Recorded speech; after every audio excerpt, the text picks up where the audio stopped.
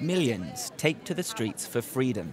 The United Nations Educational, Scientific and Cultural Organization, or UNESCO, joined millions of others who took to the streets in Paris on Sunday to condemn last week's attack on French satirical magazine Charlie Hebdo.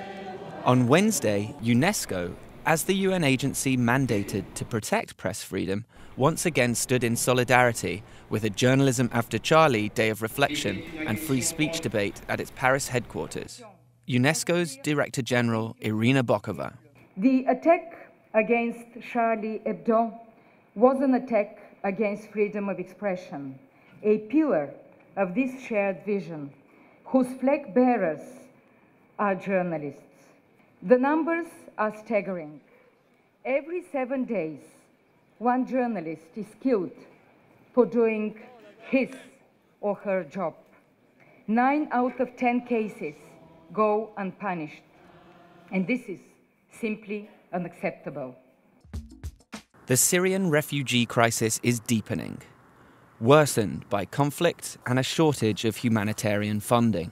The assistance that is provided, even if it allows to avoid some of the most tragic consequences of the Syrian crisis, the Syrian refugee crisis, the truth is that it is insufficient to be able to guarantee a dignified life to all the Syrians living in Jordan, as in Lebanon, or in any of the other neighboring countries. The numbers in Jordan alone are startling, according to the UN Refugee Agency's latest report.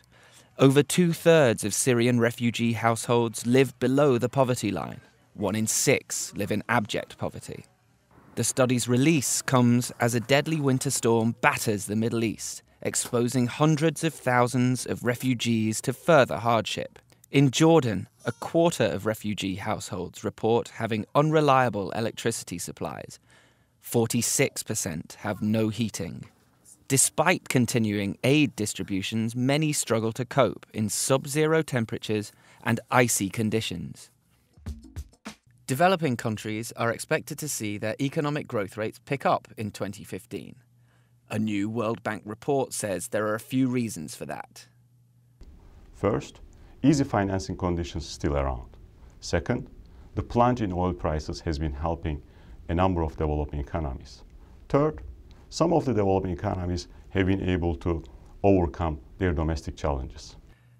Globally, growth was weaker than expected in 2014, staying fairly static at 2.6%. And economic momentum differed across major advanced economies. With the Ebola outbreak in West Africa showing signs of calming, confidence is growing among those battling the disease that they can win the fight. David Nabarro, the UN's Special Envoy on Ebola. An incredible sense among everybody of, yeah, not we've done it, but yeah, we can do it.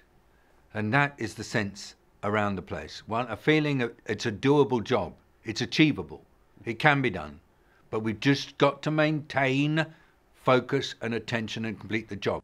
As the intensity of transmission reduces, the response has focused more on identifying and tracing those at risk of Ebola and pushing to the disease's complete eradication.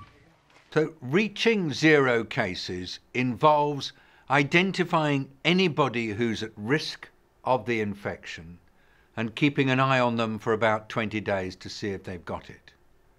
And to be at risk, you have to be somebody who's been in contact with a person who's known to have had the infection. That's called contact tracing.